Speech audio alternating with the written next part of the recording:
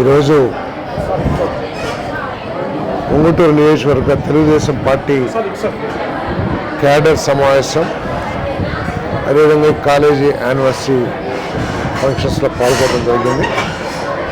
మరి party cadre అందరూ కూడా క్షేత్రస్థాయిలో ఎటువంటి సమస్యలు ఉన్నాయి, ప్రభుత్వం తరపు నుంచి ఎటువంటి చర్యలు తీసుకోవాలి, వారి అభిప్రాయాలు ఏంటని కూడా చాలా స్పష్టంగా చెప్పడం జరిగింది. ఈరోజు ప్రజలందరూ కూడా ఆలోచిస్తుంది, ఒక బాధ్యత కలిగిన రాజకీయ పార్టీ ఉగ్రవాద పార్టీలాగా ప్రవర్తిస్తూ ఈ రాష్ట్రంలో అలజడి సృష్టించడానికి, భవిష్యత్తులో మేము వస్తామనే అభూత కల్పనలతో అధికారుల్ని, ప్రతిపక్ష కార్యకర్తల్ని బెదిరించడానికి ప్రయత్నం చేస్తుందంటే ఆ రాజకీయ పార్టీ ఏంటో కూడా ప్రజలందరూ కూడా అర్థం చేసుకోవాలని చెప్పేసి మనం చేస్తానని.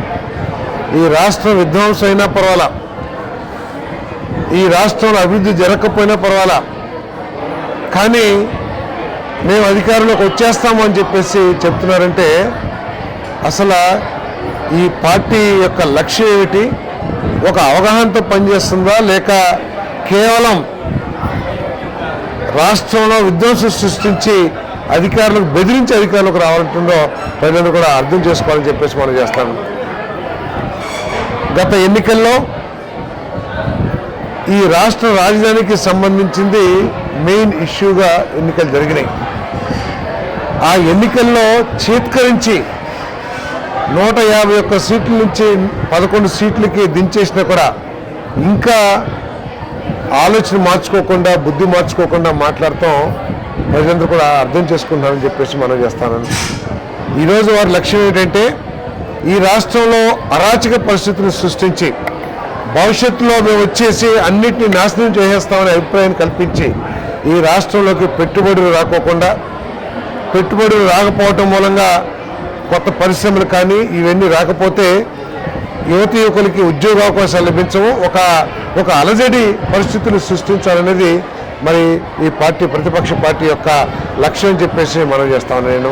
మరి దీన్ని ప్రజలందరూ కూడా అర్థం చేసుకోవాలని చెప్పేసి కూడా ఈ సందర్భంగా తెలియజేస్తూ, అమరావతి ఏదైతే ఆంధ్రప్రదేశ్ రాజధానో ఆ రాజధానిని ప్రజలందరూ కూడా గర్వించే విధంగా చంద్రబాబు నాయుడు గారి నాయకత్వంలో కూటమి ప్రభుత్వం ఏర్పాటు చేస్తామని చెప్పేసి మనం చేస్తాను.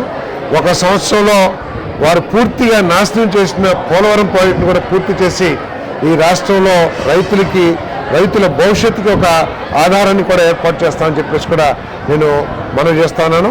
మరి ఈరోజు రైతులు కొంతమంది ధాన్యం గురించి మాట్లాడారు. ఈ దేశంలో ధాన్యం కొన్న 24 గంటలు 48 గంటల్లో డబ్బులు ఇస్తున్న ప్రభుత్వం కూటమి ప్రభుత్వం, ఏకైక ప్రభుత్వం అని చెప్పేసి కూడా నేను మనవి చేస్తాను. చిన్న చిన్న సమస్యలు మా దృష్టికి తీసుకొచ్చారు, నేను కలెక్టర్ గారితో మాట్లాడాను. వాటిని పరిష్కరించి రైతులకి ధాన్యం అమ్ముకోవటంలో ఎటువంటి ఇబ్బంది లేకుండా చేస్తామని చెప్పేసి కూడా మనవి చేస్తాను.